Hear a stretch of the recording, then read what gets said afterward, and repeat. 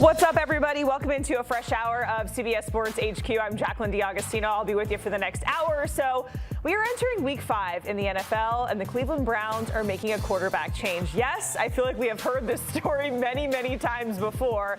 This time, it is Dillon Gabriel time. The Browns announcing today that the rookie is going to get his start Sunday against the Vikings in London. He is going to place in place of Joe Flacco, who has struggled, of course, with the Browns off to a 1-3 start. Now, Cleveland quarterbacks are 0-16 in their first career start since the team returned to the NFL in 1999.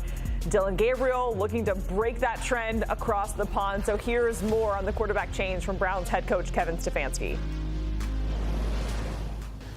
Yeah, I mean, obviously, from the second he's been here, he's been working very hard, very intelligent young man. He's done a nice job throughout practice. And, you know, he's been this whole season, he's been learning how to get yourself ready and understand the rhythm of an NFL week and what that looks like as a backup. And obviously now feel like he's ready to go in as a starter. All right, let's welcome in our NFL on CBS reporter, Aditi Kinkhabwala. Aditi, this is an organization that you know so well. You have covered for a very, very long time. You know better than anybody the history of starting quarterbacks in Cleveland and all of the stats against it. What more can you tell us about Gabriel getting the nod and the timing of it all? Well, we knew that this was going to happen at some point this season if Joe Flacco didn't essentially go 14-3. Owner Jimmy Haslam referenced it during training camp, said that the Browns do want to indeed see these young quarterbacks. We know that this staff, and Kevin Stefanski especially, have been incredibly high on Dillon Gabriel. You just heard him say it. This is an very, very mature young man. He's an outstanding student. He's been tremendous in the meeting rooms. I was told that you tell him something once and he's learned it. He is very comfortable managing a huddle. He has a ton of collegiate experience. He, during the preseason, got rid of the ball quickly, made smart decisions, all of that.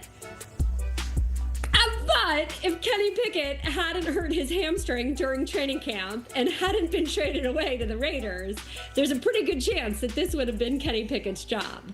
So perhaps we look at this and we say, okay, the Browns felt good enough about Dillon Gabriel and what they saw out of him in the preseason, which is why they felt comfortable trading Kenny Pickett to the Raiders.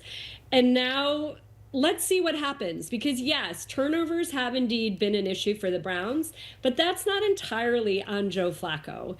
This offense as a whole has needed to play better. Can Dillon Gabriel give this group a spark of some kind? That's what the Browns need to see. And there's still this Shedeur Sanders question out there too, Jacqueline. I was literally just going to say, if Dillon Gabriel does not give them a spark, we know the Shedeur Sanders advocates are just going to get louder and louder, because they have been already since the start, right, since the preseason. If we kind of zoom out, get a glance of the AFC North, just the landscape of things. I feel like in the offseason there was far more confidence, of course, in the Ravens and Lamar Jackson than there was in Aaron Rodgers and the new offense there in Pittsburgh. Lamar Jackson is dealing with a hamstring injury, so that means Cooper Rush could start. The Steelers and Aaron Rodgers are 3-1 and now on a bye. So how much does what's going on right now really open up the door for the Steelers to kind of run away with the AFC North, Aditi? I don't know about run away, okay, Jacqueline? I'm not willing to write off the Ravens just yet. It's still very early. There are indeed a lot of injuries. We saw this a year ago where their defense started really slow. Dean Pease came in. That defense got itself in order. Now it's Chuck Pagano who's here. There's the hope that they get healthier for sure. I was with the Ravens during training camp, and when you watched the way they were practicing, the way that you felt that they were all in, it's still early. I'm not going to write them totally off. The Bengals clearly have a problem here. They're not playing better defense despite making a change at defensive coordinator. They need to somehow get the ball to their playmakers. We're looking at the Ravens' injuries, and we're hoping, of course, that some of these players get healthier. And you're not just talking about players, Jacqueline. You're talking about stars. I mean, Roquan Smith is the guy that makes that defense go.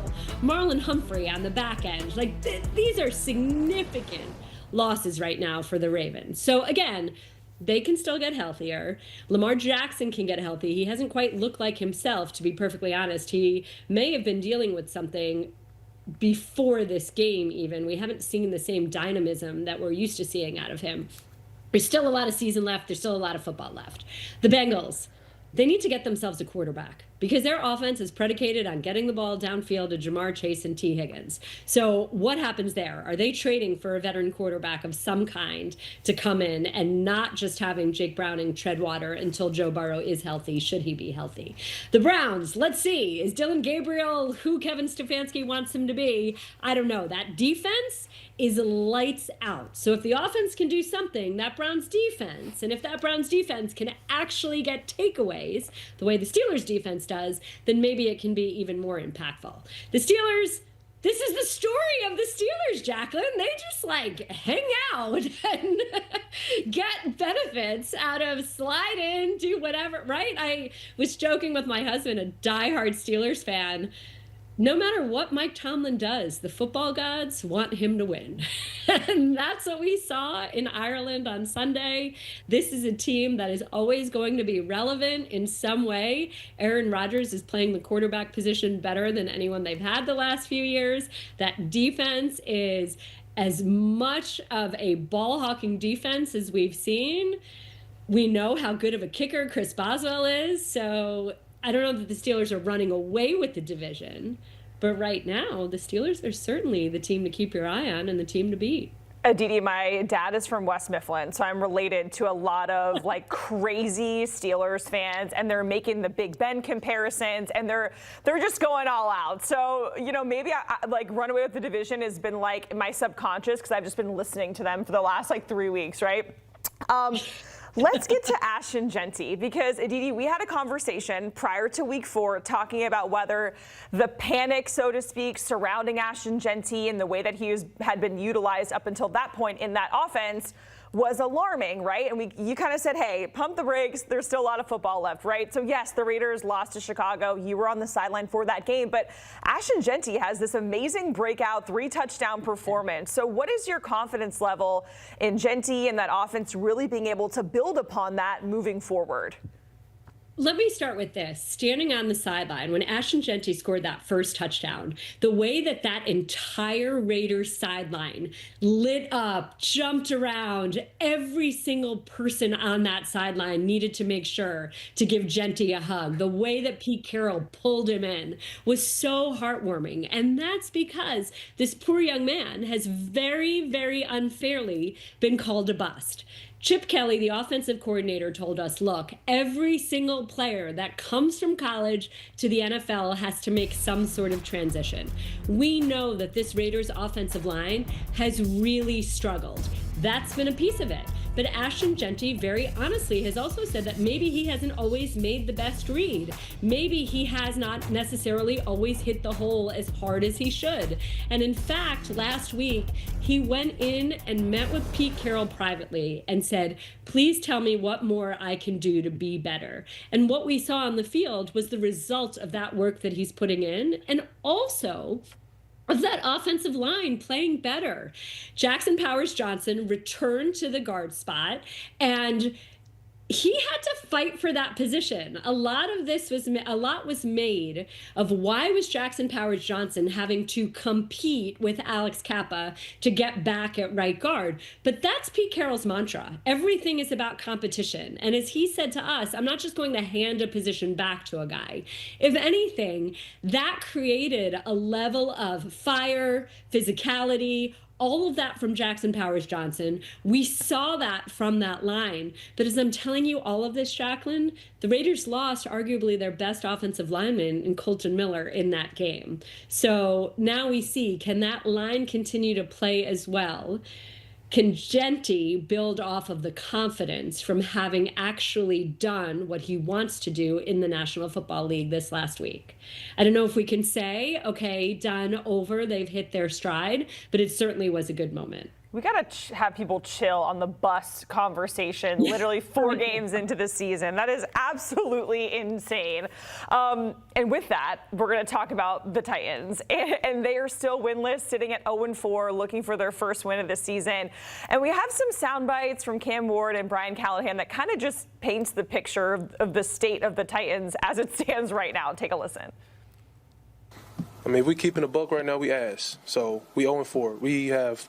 At this point, we got nothing to lose. We dropped a quarter of our games, and we've yet to do anything. So we have to lock in, especially myself. On the offensive line, from the defensive line, from the special teams to all 3 faces, we have to play together. We have not played together this year yet. And that's just something that, we want to preach about it every day. Every day we got to do better, and we're doing that, but it has to show up on Sundays. It hasn't showed up yet, but it got to show up next week. Do you think this is a resilient and relentless football team? I know what you're doing there, Paul. I know what you're doing, and I'm not going to answer that right now. Well, I mean, those are the things that you've tried to catch on this football team. You're 20-some games in, and you're stuck. I'm going to just compose myself here before I say something I regret. But, yes, I think this team is resilient. I think it is relentless. We haven't played good enough football, and I think those are 2 very distinct, different things. We have to execute at a better level. We have to coach better. That's really all I can say. All right, so just listening to that, I know we can sense the frustration and how they are feeling just in the tone, the verbiage, all the things. But Aditi, how much pressure do you think that Cam Ward and Brian Callahan, specifically Brian Callahan, are feeling right now? Okay, can we start with Cam Ward, though? Because I applaud him for being honest, right? How often do we hear cliches? Do we hear platitudes? Do we hear things like, oh, we just need to be better? Cam Ward is acknowledging exactly how his team is playing, and he's putting his teammates on notice in saying, we absolutely expect better. And that's why they drafted him #1 overall. He also is an incredibly mature young man. He stepped in as a leader immediately, and so good for him for calling out what he and his teammates need to do better. Brian Callahan, he is a great young coach who did so many wonderful things in Cincinnati with Joe Burrow, who also coached Peyton Manning and who Peyton Manning has a lot of respect for. This is just a horribly difficult situation to be in. At the end of the day, there is not the same amount of talent on this team, and you're trying to get as much as you possibly can out of these players. In the same way that I said to you, confidence begets confidence, sometimes losing begets losing. And so, yes, this is a team that needs to have a break fall its way somehow, some way, but you'd also like to see a little bit more energy and fire from some of these veteran players. I'm curious to see how they respond in Arizona, because look, Arizona in some ways is a team that also, I won't say they're reeling, but it's 2 consecutive games that they've lost on the last possession. So how do they respond to that? Where are they mentally? Is this an opportunity for the Titans? We'll see. These are, again, it's still really early. And I know all those numbers about making the playoffs at a certain point, but I remember covering a Steelers team that started, I believe they started 0-4, and they finished the season 8-8. So this is going back to maybe 2012, 2013. You'll have to check. I should have checked that beforehand. But this doesn't mean that the season is over for anybody. It always comes back to Mike Tomlin. All roads lead back to the Steelers in some way, shape, or form. I'm sorry, Jacqueline. Do we have someone who can look that up? I'm pretty sure it was one of the first years that I lived in Pittsburgh. They started 0-4. They lost a game in London to Adrian Peterson and the Vikings, and they finished 8-8. I'm pretty sure that that's true. I love the Steelers. Like I told you, I'm related to like half of Steelers Nation, I feel, out in Western PA. So I got love for them, and I love Mike Tomlin. Aditi, we certainly appreciate it. We appreciate you getting us caught up for all the latest headlines swirling around the NFL. And as we look ahead to Week 5, here's the NFL on CBS slate. By the way, 1 p.m. we got Broncos and the Eagles. That is the big one. 4:05 Eastern Time. The Bucks and the Seahawks going down on Sunday. And then, of course, streaming on Paramount+.